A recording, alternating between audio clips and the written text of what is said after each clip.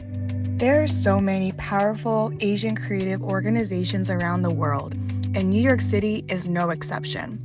Here's our conversation with Susana Chen from Asian Creative Foundation, an exciting new nonprofit that throws monthly events for emerging creatives that focuses on career building and networking through a series of highly curated events that invite the best and most exciting talent from all corners of the AAPI community.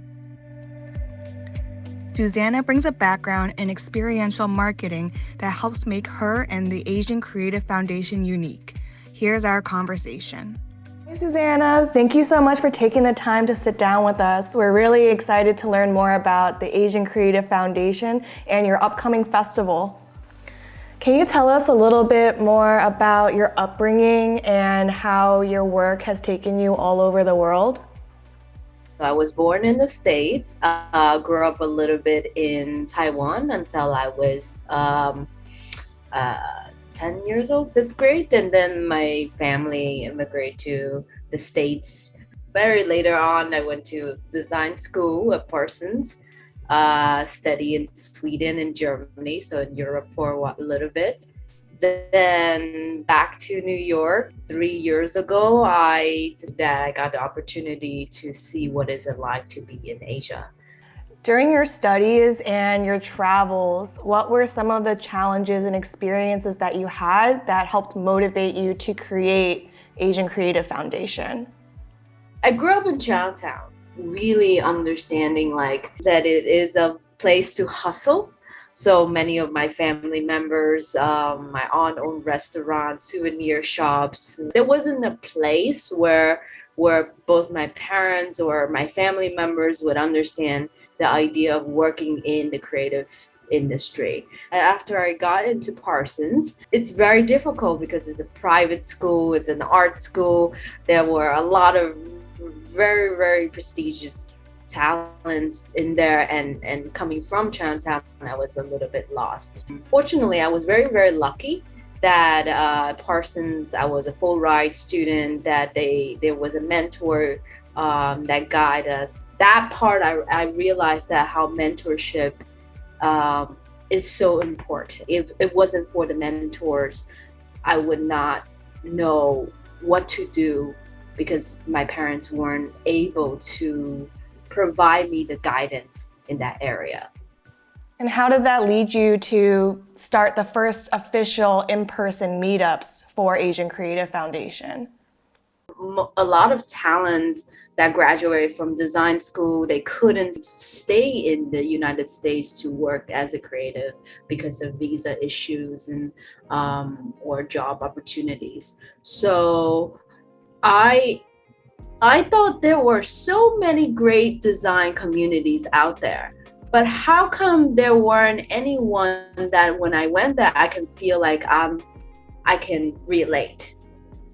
I felt like, why don't I help out my friends? So we just, logged in, signed up the meetup and started. Tell me what it was like organizing the first meetup in Chinatown, and what were folks' reactions and experience going to it?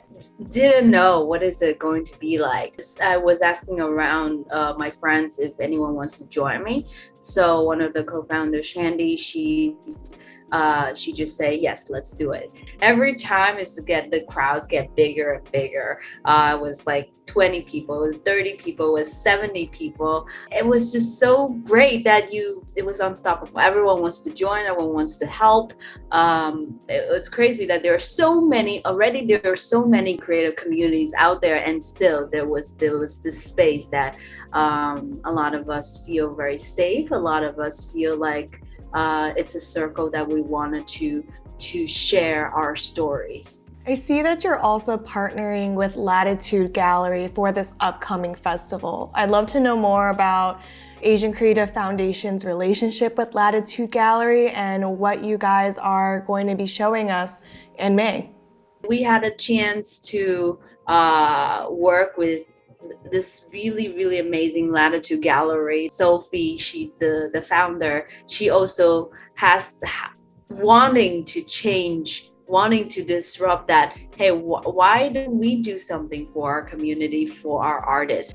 What are the types of artists and creatives that participated in this event as attendees or as speakers? We have about 12 events, one per month.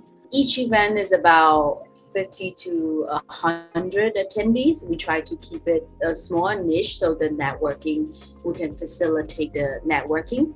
A lot of speakers that we reach out is not only like business leadership that's the top. What we want is that we wanted to find creative that have different backgrounds, such as they have like multiple identities.